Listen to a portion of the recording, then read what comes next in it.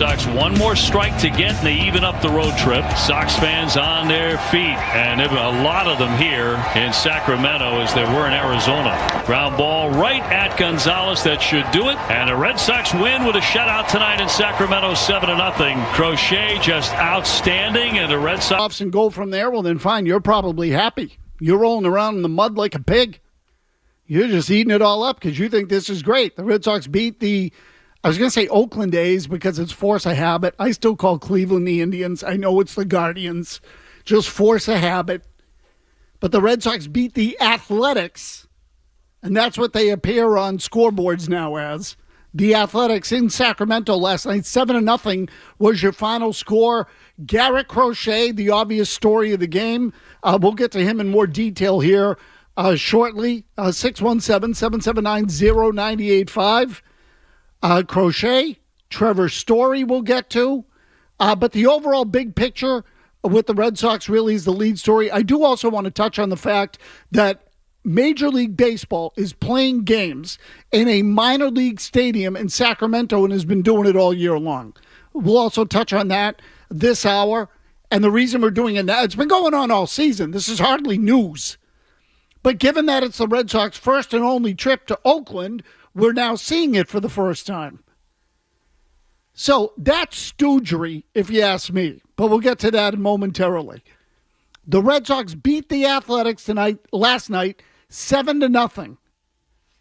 So now again, at the moment, neither the Yankees nor the Blue Jays played last night. So if you want to look at the standings, you would say, okay, the Red Sox really have been kind of treading water here, hanging in there, which is all well and good. They still have a chance at the division. They are 4 behind the Blue Jays in the loss column. They are 3 behind overall. They are 2 behind the Yankees in the wild card race, both in the loss column. Actually, just 1 behind the Yankees in the loss column. Good grief. 2 behind the Yankees in the loss column, 1 overall. You got that, Jimmy Stewart? Do you need a drink? Holy smokes, can I spit it out already? But the point being, they haven't really hurt themselves. Meanwhile, you've played 145 games and you have 17 to go. So here's a serious question. Have you given up on the division? Those of you out there, do you care anymore about the division? Or are you just interested in the wild card? Do you care about home field? Or do you just want to get into the playoffs? Because if you just want to get into the playoffs, I hate to tell you that I don't think you're going to miss them. I mean, it feels like a pretty easy way to live.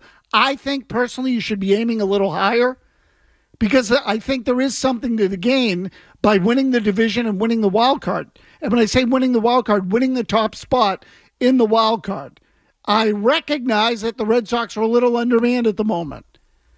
But if the Blue Jays and Yankees are going to let you hang around, then I would still like to get in as one of the higher seeds in the American League and either get a bye altogether, which I'm not holding my breath on, or getting the top wildcard spot and at least playing that first round wildcard series at Fenway Park. So the win last night with Garrett Crochet, definitely important. However, if we're really going to examine the Red Sox now in this state over the final 17 games, let me tell you in no uncertain terms that last night has to be a given.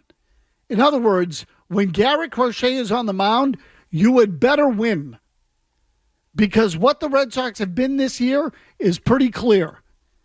And that is, when Garrett Crochet pitches, they're 11 games over 500. They are only 15 over for the year. So if you lose Garrett Crochet's games, you run the risk of slipping not just out of the wild card, but potentially out of the playoffs altogether. Now, again, last night's win, it's a spongy cushion right now that you have in the wild card race. So in all probability, I think the Red Sox are going to be in the playoffs. I think we all feel that. And I'll say that again because I'm not sure this is registered with a lot of people yet. Leave your October open because they are probably going to be in the playoffs. That part is getting more and more certain by the day. In fact, Jimmy, I think we should venture to calculate a magic number. I could even calculate a magic number. It's 16. Their elimination number is 16. Is that what it is? Yep. So 16 wins, combination of 16 wins and whoever's last in the wild card race is losses. That would get the Red Sox in? Yep. Okay. But here's my point. The next two nights, well, I should say tonight and tomorrow because tomorrow's an afternoon game. Connolly Early, who is being called up from, I think he just got promoted to AAA, so he's going to come up right away and pitch for the Red Sox. Connolly Early, who is the number 8 prospect in the Red Sox organization, according to SoxProspects.com. I'll just use that site as a metric to start. I don't know where Baseball America has him or where the MLB Pipeline has him, but Connolly Early will pitch tonight, and tomorrow is Peyton Tolley. Now, I watched a little bit of the video on the kid who's pitching tonight, Connolly Early, and the stuff and the release is not terribly different from Peyton Tolley. And when I say not terribly different, I mean purely in terms of velocity. So that alone is a reason for you to watch. If he's a big kid, 6'3", 195 pounds. One thing I do like about some of these pitchers the Red Sox are bringing up from the minor leagues is that they have some size to them. They feel like big kids, which suggests to me some durability. This isn't, when I say just out of, you remember Casey Fossum, Jimmy, years ago? I'm trying to think. Oh, yeah. He was like 5'6", maybe $135 soaking wet. So I'm trying to think of some of these other scrubs that they brought up more recently from AAA who aren't very big. But I think now most of the kids in their system have some meat to them, which I like. So I'm eager to watch this kid pitch tonight. But just to give you the overall math, the next two games are very much in doubt.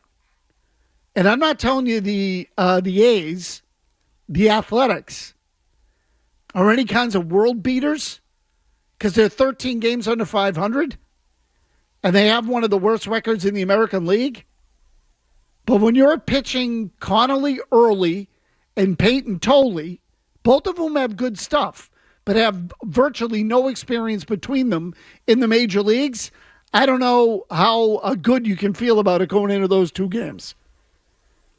So the Red Sox this season, just to give you some of the bigger picture math, I gave you the record with Garrett Crochet, which is 20-9. With Brian Bayo on the mound, the Red Sox are 16-10. And with Lucas Giolito on the mound, they're 16-7. So the record with Giolito is actually better than it is with Bayo.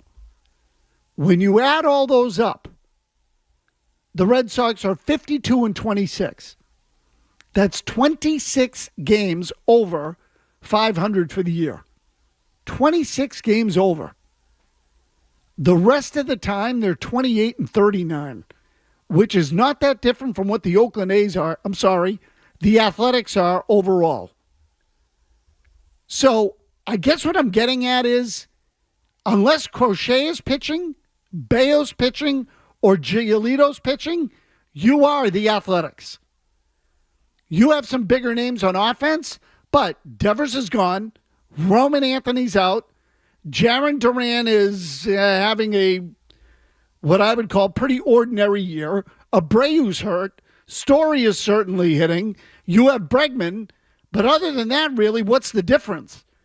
And the Athletics have a couple of guys in their lineup, too. So I just don't know how much of an advantage there is unless you got one of those three guys on the mound. Again, with Crochet, Bayo, and Giolito, the record is 26 games over. With anyone else, and that's a sample covering 67 games, the Red Sox are 11 under. Tell you what, let me do that winning percentage really quick, Jimmy, just to give you an idea. Okay? I think that's an important stat. 28 over 67. The winning percentage is .418. Over a full season, that would be a 68-win team, which means you'd be worse than the Athletics.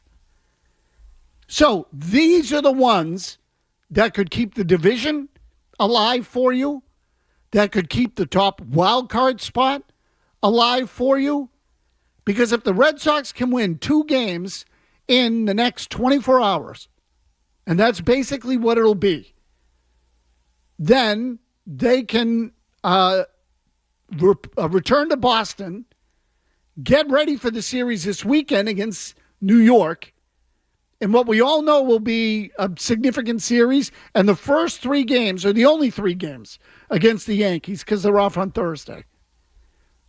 In the series against New York, Boston will pitch Giolito, Bayo, and Crochet.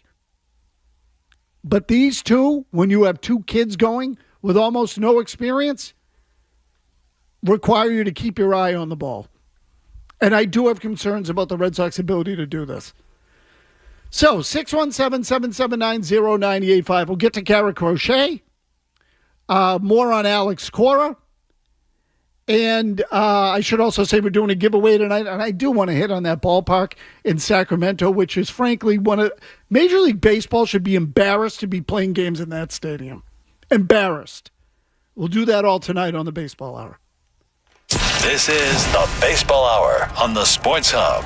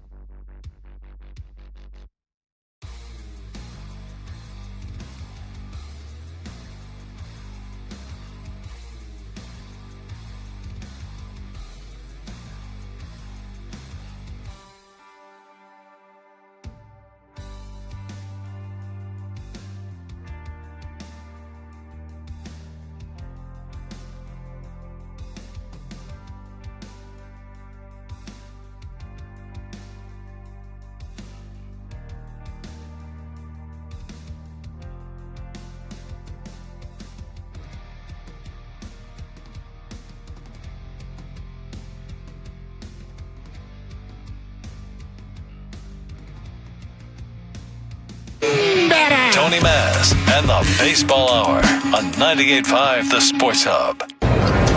Cut on and miss. Struck him out to get started tonight. 96 mile-an-hour fastball and one away. And in there, strike three. 95. 2 Ks in the first inning for Garrett Crochet. And he will get it on the swing and the foul tip to the mitt to strike him out. Already looks a lot sharper than maybe we've seen the last couple times out. I agree. Swung on and missed. Ate him up. Struck him out with that changeup.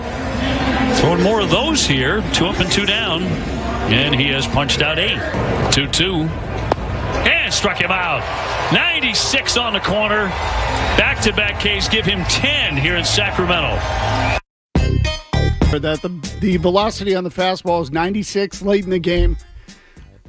Jimmy, you know what one of my great pet peeves is in talking about baseball when a pitcher has an impressive outing and someone immediately starts telling me, and this is one that sends me into orbit every freaking time, guaranteed to piss me off. Okay, because as soon as someone says it, my first reaction is you don't know what the hell you're talking about. Like, to me, it's almost this little indicator or trigger for someone who's talking out their ass. Not that I don't ever do that, but you get the idea. I mean, you know, we all have made some great speeches out of our backsides. But the one that always gets me, and they didn't say it in this clip. Yeah, Maz, did you see he was still throwing 98 in the 8th inning? He had 112 pitches. He was throwing 97. I don't give a rat's ass what the radar gun said in the 8th inning. Because it's not about the freaking radar gun. Even if a guy's tired, he can muscle it up and get the velocity. The life on the ball might not be the same, but he can get the velocity. Trust me, I've seen it. That's not what the surprise is. The first thing to go when you tire is not the power. It's the control. Because again, you can muscle it up and get the velocity, but you're going to lose command or control in the process. So you might get a fastball in the middle of the plate. You might get a hanging slider, but you get the idea. You miss location. The only thing I can compare it to is like when you get tired of doing anything, it's your accuracy that goes because you might get fatigued, some focus lacks, or whatever it is. It's not always the velocity. The velocity will drop sometimes with an injury, but not usually with fatigue because the guy feels good and he can muscle it up there and he can generate the power to keep the velocity. But he might not be able to put it in the same spot. That's what goes. It still blows me away that people do this. I don't mean to go off on this tangent, but it goes right up there. Drives me crazy.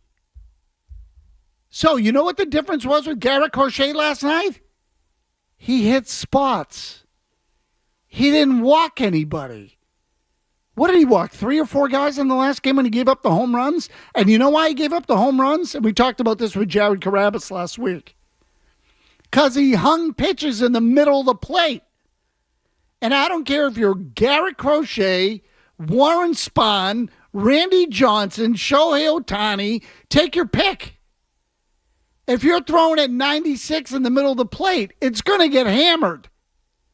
It's what happened to Peyton Tolley Friday night. He put it in the middle of the plate, and they tattooed him. So the thing with Crochet last night, no walks, 10 strikeouts, no homers. The whole no walks, no homers thing can go hand in hand sometimes because it means the pitcher's putting the ball where he wants it. So that's what you should watch out for with Crochet. Secondly, just because a guy is tired in one start doesn't mean he's going to be tired in every start going forward. So in other words, those of you who want to look at Garrett Crochet's last outing, when he gave up the 4 home runs, and then look at last night and say, see, he wasn't tired. There's nothing wrong with him. You guys all made it up. Well, he had made 2 starts in a row on 4 days of rest. There have only been 9 of those this year, incredibly. 19 out of his 28 going into last night had been with extra rest. So the Red Sox gave him an extra day. That's good. He'll probably get, let me figure this out. Last night was Tuesday, Wednesday, Thursday, Friday. No, he's going to pitch on Sunday. So he's going to go on regular rest against the Yankees because they want him to face New York. You need to watch now whether he can string them together.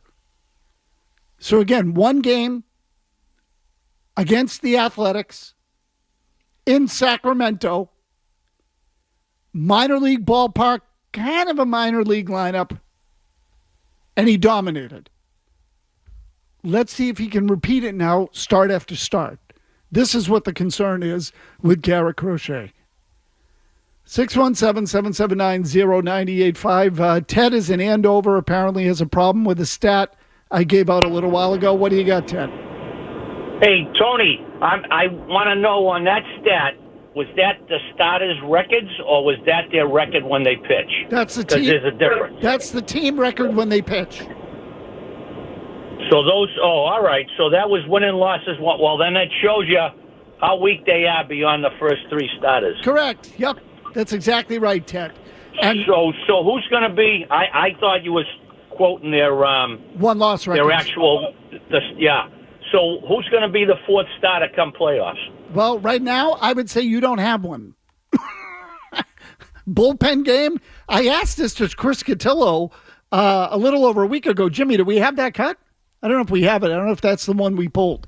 But I asked him about who the number 4 starter would be. Sorry, Jimmy, to throw that at you on the run here.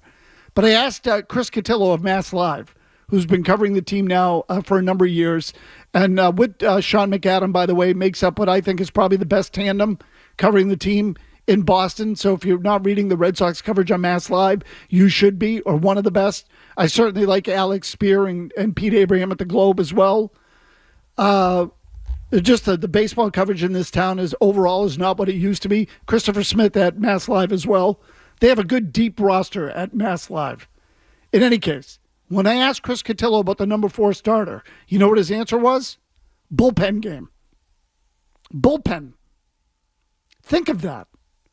The Red Sox, who have a payroll in the vicinity of $240 million, have lost so many pitchers who allegedly were going to provide them with depth that they now don't have a number 4 starter for the postseason, which could be a problem in a 7-game series. Frankly, it might be a problem in a 5-game series. We'll see how that all shakes out. They don't have enough arms. Now, it'd be interesting to see whether they are holding community auditions because Connor Learley, again, coming up from the minor leagues tonight to pitch against the Athletics. I'm all for it. They really don't have a choice. So someone asked me today, why are they bringing this kid up? And my answer was, because what else are they going to do? Dustin May is now on the injured list. He can't go. And do you want him pitching anyway? Quinn Priester, you traded him to the Brewers. Could use him right about now. Could have used him a while ago. So I don't know why the Brewers are able to get something out of Quinn Priester and the Red Sox can't. But that one is what it is. So you're looking at a bullpen game. Unless Peyton Tolley pitches well, Conley Early pitches well. One of those two guys maybe could make a spot start. Maybe the Red Sox would think about stacking them and pitching them both in a game. Maybe one of those guys would go to the bullpen and be a candidate to help you there. Whatever it is, you get the idea. Outside of those two guys, though, I don't know where you turn. I sure as hell don't want Dustin May taking the ball in a playoff game. Do you? Matt in Rhode Island on Garrett Crochet. Go ahead, Matt. Yeah, hey Tony.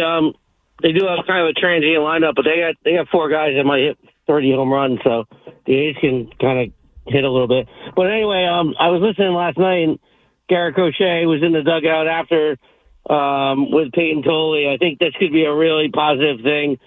Crochet got paid. He works hard. He seems like he would take that opportunity to help this kid out. And I think that's a big thing. And here we come down the stretch. Thanks, Tony. Yeah, so, Matt, look, I'll take any sort of veteran leadership and guidance that the Red Sox can offer because I don't think they've had much of it in the clubhouse the last couple of years. I think it's been a problem. And typically, You need leaders on. In other words, you can't have just one leader in your clubhouse. You need one among the positional players. You need one on the pitching staff, and ideally one on the, one in the starting rotation and one in the bullpen. And when I say leaders, I just mean guys who oversee that group. Think of it as like a positional captain or someone of the like in football. Someone who's just going to oversee that group, because you get 25 guys on the team, 26 guys on the team, so you're going to need to break it down a little. And there are going to be guys who are leaders and, sub-leaders. Call them what you want. So could someone like Tolley learn from Crochet? Yes. I would say with Garrett Crochet, there hasn't been a whole hell of a lot to complain about. When's the last time the Red Sox had an ace who wasn't controversial? So, go ahead, Jimmy. Who'd you just say? John Lester? Yeah, so maybe, although Lester was part of that chicken and beer crew for a little while. Yeah, but I think because he owned up to it, it was kind of forgotten in September of 2011. So that's fair, Jimmy, and it took him a little while to get to that leadership role. It's also when they moved on from Josh Beckett, what have you. But Beckett was, somewhat controversial when he was here. My off day is my off day. Yeah, certainly Pedro was controversial. Schilling, Clemens. I'm trying to think it went from Clemens to Pedro, right? Basically. I mean, Sealy and Eric Hansen don't count. No, so they didn't have leaders at that point. So I can't remember the last time the Red Sox had an ace who felt as professional as this guy feels. Chris Sale and David Price certainly had their issues. Exactly right. So, and maybe that goes with being a little older and more senior. Because Crochet's only 25 years old. I don't know if he's 26 yet, but whatever, he's in his mid-20s. So if Crochet can be some sort of standard bearer for the Red Sox, that's a good thing. And I think this is one thing that they clearly have put an emphasis on, is trying to bring in guys who are legit leaders now that they're a real team again. So 617-779-0985. Let me do this now. Okay. When we come back, we're going to do a giveaway presented by Golf Trivia Tuesday. You win a $50 gas card to fuel your way to Fenway Park. You have to call the contest line, not the typical caller line. The contest line, 617-931-0985. All you have to do is answer one trivia question. If you get it right, you win the gas card. Every time I explain this, I feel like people's heads start to spin. We punch up a caller. If you get the question right, you win the gas card. Contest is over. We will take a maximum of 4 callers in the event that the first person doesn't get it, the second person doesn't get it. We'll go up to 4. If nobody gets it, too bad. You wait till next week. And I will also tell you, if you've listened to this segment at all, when we give away these gas cards, we typically ask questions that relate in some capacity to someone who's playing in the series. Could be someone on the Red Sox. Could be someone on the Athletics. Might relate to the Athletics more than the Red Sox. You get the idea. 617-931-0985 is the contest line. Kevin Majori's got your headlines. We'll continue with your calls.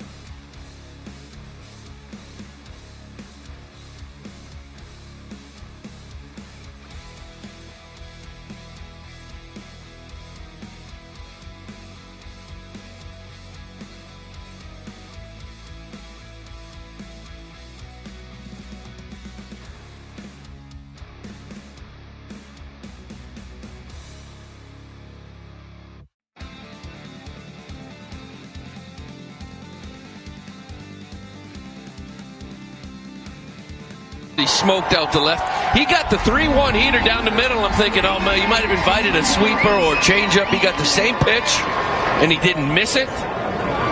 It's a good sign for the Sox, too. They're 21-1 when he homers. See how this one ends up. Another home run for Trevor Story. You heard Lou Merlone with the statistic. So, these are all barometers for winning is a good way to put it, I guess. I was giving you all those numbers earlier on the starting pitchers. Red Sox, when Garrett Crochet starts, the Red Sox record is 20-9. When Brian Bayo starts, the Red Sox record is 16-10. When Lucas Giolito starts, 16-7. With those three guys, 52-26. They win 2 out of every 3. So that bodes well for the wild card series. You get those 3 guys in the wild card series, you got to win 2 out of 3. And the Red Sox, basically, every time those guys pitch, win 2 out of 3. Well, if that's true, then you should win the wild card series. And again, I know that's a very elementary way to do it, but it's a night where I'm giving you numbers. If Trevor Story homers in any of those games, you should win. Based on the results during the regular season, 21-1 when Story homers this year. I'm going to get back to Story in a minute here, but first I told you we're going to do a giveaway. Trivia Tuesday presented by Gulf. You win a $50 gas card from Gulf to fuel your way to Fenway Park. First contestant is Greg in Rhode Island. He is on line 9. Jimmy, you punch him up for me. Did you do that? Thank you very much. It froze up there. Jimmy, a step ahead of me, as always. So, Greg, you there? Yeah, how you doing, Matt? I'm good. Okay, so here you go. Yep. Name the Oakland general manager who gave birth to what is now known as Moneyball.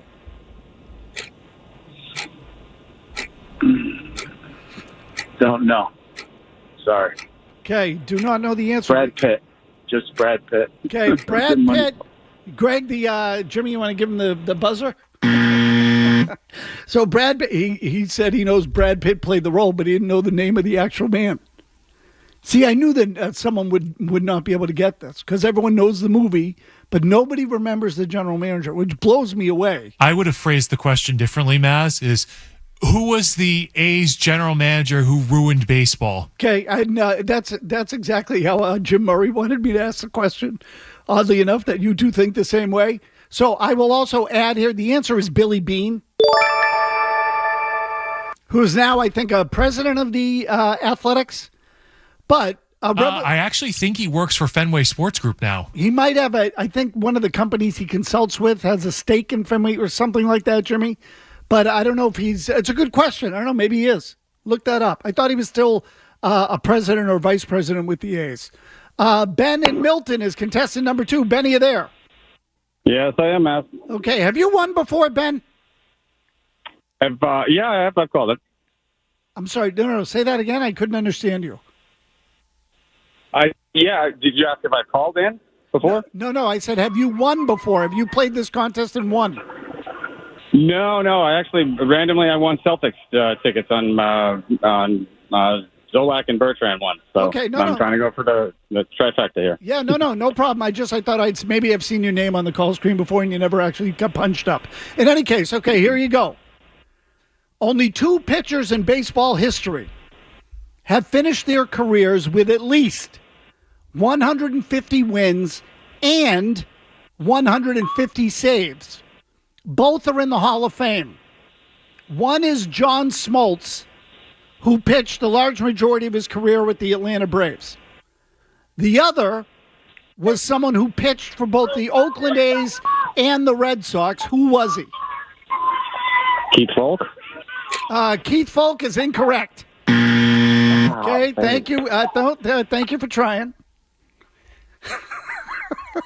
So I'm not gonna pick on him because again, I know the answers to this. Keith Folk is a reasonable guess. He pitched for both the Red Sox and Oakland, but he was a reliever and never started enough games to win 150. So again, the question is, win 150, save 150 in your career. Price is getting his lunch this inning is what's happening. There you go. Dennis Eckersley is the other one. They are the only two pitchers in baseball history to accomplish that feat. Got a mediocre piece of cheese is what happened. So Smoltz filled in the Braves bullpen for a short period of time.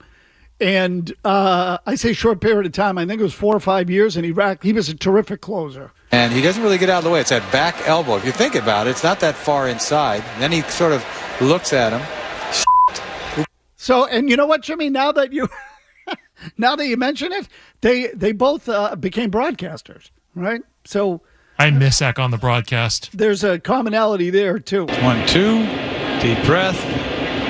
Second deep breath. Okay, Chris of Rhode Island is our third contestant. Chris, are you there? Yuck. Yeah, I'm here, Maz. I'm hoping I get a layup like Billy Beat and Dennis Eckersley with his fourth question. Okay, this is the third question. Yuck. But in any case. Oh, third. All right, good. Here we go. Let's hope that we don't get to the fourth one, because that would mean you got it wrong. Okay, who were the Bash brothers? Oh, Mark McGuire and our lovely friend Jose Canseco. Very good. There you go, Chris. All right, I'll put you on hold. Don't go anywhere. Chris on Rhode Island, the Bash brothers, Jose Canseco, Mark McGuire, combined for over 1,000 home runs during their major league careers. Neither one of them in the Hall of Fame, however. So while Eckersley and Smoltz got in, those two did not. Jimmy, just for kicks, you want me to ask you the last question? Please do. Who's our intern back there? Sean, it's his first day. Sean, how old are you? Like 21 years old? 21. Okay, don't tell him the answer to this, Jimmy. I just want to know if he knows. I want someone young to answer this question. In the 1989 World Series, I just saw his eyebrows go up like, uh-oh. The Oakland A's played the San Francisco Giants, but the World Series was delayed for 10 days because of this natural disaster. Do you know what it was? He said earthquake. Very good. Very good. There you go. All right. Very good. I don't know that he believed in the answer, but he said the right answer. Well, that's all right. It was a logical guess. If you got two teams in California in the Bay Area playing, guess earthquake. It's either that or a mudslide. So it was one of those two things, but good job back there for Sean. We'll get back to your calls here. Dalton in Dedham has a thought on Red Sox pitchers. Go ahead, Dalton. Hey guys, how we doing? Hey, I'm sorry, that Billy Bean one pissed me off. That was an easy one, but what are you gonna do? Layup. But no, Maz, I'm just really pissed off about this whole Kyle Harrison situation. Why do they keep passing up on him? Is there something that we don't know? Are they just going to wait till next season, let this kid get his reps down in AAA? I know nothing about this kid that's coming up tonight. In the Dustin May situation, is this just a dump to, just rest him until the postseason? Because I've heard nothing about him being hurt the past month. And yeah. So, Dalton, let me stop there just because you're throwing too much at me. It sounded like you want to go to a third topic, too. On Dustin May, here's what I'll tell you. I hadn't heard anything about him being injured. He was scheduled to pitch last week. They're saying elbow, but I don't buy it. They said shoulder, I think, for Jordan Hicks. I don't buy it. They put those two guys on the injured list because they don't trust him in these games. They haven't clinched anything yet. Now, if and when they clinch and there are still a week's worth of games, by then, their time on the injured list might have expired, and you'll see those guys in games again. That'd be my guess. So I don't think there's an injury. As for Harrison, I think he has some sort of injury now. But it's an ankle issue. Okay, but they also bypassed him along the way. So he sucks, Maz. He's been in the organization for a few months, and they didn't bring him up. Meanwhile, they are scrambling everywhere to find pitchers. So the fact that he hasn't pitched should have you alarmed. Peyton Tolley got here after being drafted a year ago quicker than Kyle Harrison did, who'd been in the big leagues already. So that should tell you plenty. The Red Sox return on that deal for Rafael Devers looks to be historically bad. But we'll see how it plays out. Chris in a car. Chris, go ahead. Maz, you're the best. Hey, you and Jay Stu should have asked who the umpire in the 90 ALCS game was that threw out Clemens. Oh, that should have been the question you asked. Yeah, so Chris, we try to make them relatively easy because we want to give away the gas card. But the answer is Terry Cooney. But go ahead. Matt, hey, listen, I've got to lament back on Walker Buehler. I know you touched on it with Felge a couple weeks ago, but, here's a guy that came back and got better in the playoffs last year with the Dodgers. Yeah, he was 7-7 with a 5.4 ERA, but wouldn't you love to have a guy like that and you get into that second round, the divisional series, and then all of a sudden, here's a guy that can start for you as the fourth guy. It's just frustrating, Yeah, so Chris, I'd have kept him for that reason. I'm surprised they cut bait with him, but clearly, and Tyler Milliken talked about this when we had him on a couple of Fridays ago, and there was definitely some sort of philosophical issue in terms of how to, on the pitching style between Buehler and Andrew Bailey, the pitching coach. They weren't on the same page. So when Tyler told the story about how Buehler went to some sort of pitching biomechanics lab over the All-Star break and then came back and said that they had fixed him and gave all the credit to them. I'm sure the Red Sox didn't like that.